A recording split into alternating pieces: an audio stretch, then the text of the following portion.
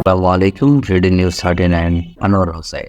S Alam গ্রুপের সম্পত্তি বিক্রিতে নিষেধাজ্ঞা চেয়ে রিট। এস আলম গ্রুপের সব সম্পত্তি স্থানান্তর বা বিক্রির উপর নিষেধাজ্ঞা চেয়ে রিট দায়ের করা হয়েছে। একই সঙ্গে এই ব্যবসায়িক গ্রুপের শেয়ার হোল্ডার, পরিচালক ও তাদের পরিবারের সদস্যদের সব স্থাবর সম্পত্তির তালিকা দাখিল করার নির্দেশনা দেওয়া হয়েছে রিটে। এছাড়াও দেশ ত্যাগেও নিষেধাজ্ঞা চাওয়া হয়েছে। আগামীকাল বৃহস্পতিবার 19 সেপ্টেম্বর বিচারপতি মোহাম্মদ কামরুল হোসেন মোল্লা এবং বিচারপতি কাজী জিন্নাত হকের সমন্বয়ে গঠিত হাইকোর্ট বেঞ্চে এই রিটের শুনানি হতে পারে। এর আগে ব্যাংকে বা আর্থিক প্রতিষ্ঠানের কাছ থেকে এস আলম গ্রুপের শেয়ার হোল্ডার, পরিচালক ও অন্যান্য ব্যবসা সংশ্লিষ্ট প্রতিষ্ঠানের সকল গ্রহণ করা মোট ঋণের পরিমাণ বর্ধিত দিতে ব্যবস্থা নিতে অনুরোধ জানিয়েছে। গত 11 সেপ্টেম্বর সংশ্লিষ্ট কর্তৃপক্ষ আইনি নোটিশ পাঠানো রিট আবেদনের আইনজীবী রুকনুজ্জামান।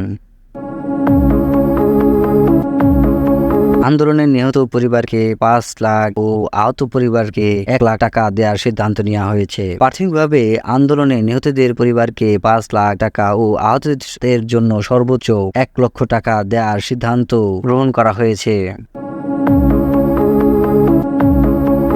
1 নভেম্বর থেকে পলিথিন ব্যাগের বিরুদ্ধে সারা দেশে অভিযান। আগামী 1 নভেম্বর থেকে অবৈধ পলিথিন ব্যাগের বিরুদ্ধে দেশব্যাপী অভিযান পরিচালনা করা হবে বলে জানিয়েছেন পরিবেশ উপদেষ্টা সৈয়দা রিজওয়ানা হাসান। এ সময় আগামী 1 অক্টোবর হতে সুপার শপে অভিযান পরিচালনা নেয়ার আগে সিদ্ধান্ত বহাল থাকবে বলেও জানান তিনি। বুধবার 18 সেপ্টেম্বর সন্ধ্যায় পরিবেশ ও উপর প্লাস্টিকের বিরূপ প্রভাব মোকাবেলায় প্লাস্টিক দূষণ নিয়ন্ত্রণে দোকান মালিক সমিতি ও প্লাস্টিক পণ্য ব্যবসায়ীদের সাথে এক সভায় কথা বলেন তিনি।